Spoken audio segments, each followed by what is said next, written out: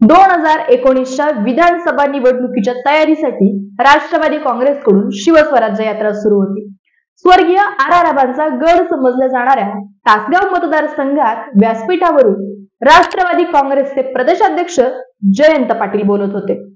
मला मोह होतोय, त्यामुळे मी शरद पवार साहेबांची परवानगी घेऊन जाहीर करतो की 2024 चे तासगाव कवठेमंकाळचे आमदार हे आबांचे सुपुत्र रोहित पाटील असतील। 2019 ची विधानसभा झाली। आबांच्या पत्नी सुमनताई पाटील तासगाव कवठेमंकाळच्या आमदार म्हणून निवडून आल्या।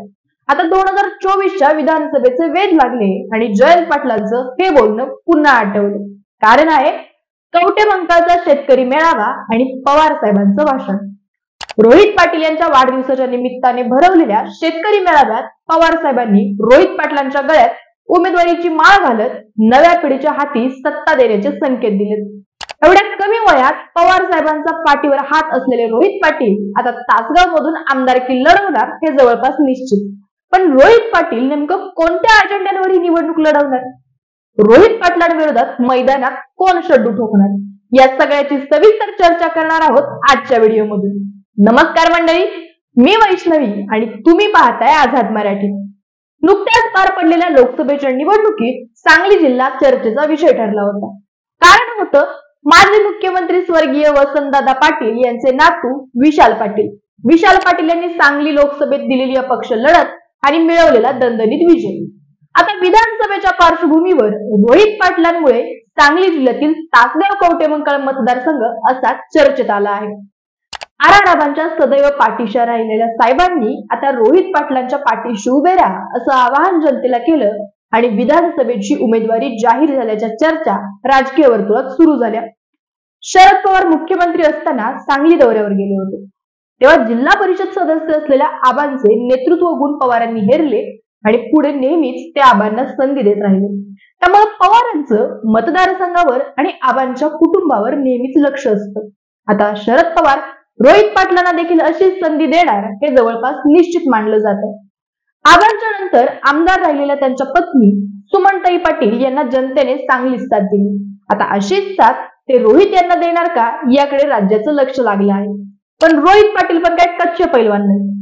सांगली जिल्ह्यातील कवठेमंकाळ नगर पंचायतीची निवडणूक आणि आबांच्या 23 वर्षाच्या पोराचं पोक्त भाषण आणि राजकारण अजूनही लोकांच्या लक्षात आहे। हीच कवठेमंकाळची निवडणूक रोहित पाटलांच्या राजकीय कारकिर्दीसाठी टर्निंग पॉइंट ठरली। रोहित पाटील यांनी रोहित पवारांसोबत संघर्ष यात्रेत केलेला प्रवास देखील त्यांच्या वाढत्या राजकीय वजनासाठी महत्वाचा ठरलाय।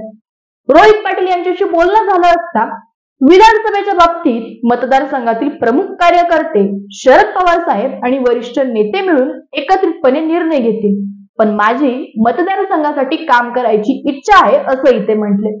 मतदारसंघातील वेगवेगळ्या जलसिंचन योजना आणि द्राक्ष उत्पादक शेतकऱ्यांचे प्रश्न सोडवण्यास आपण अग्रक्रम देणार असल्याचे त्यांनी सांगितलं।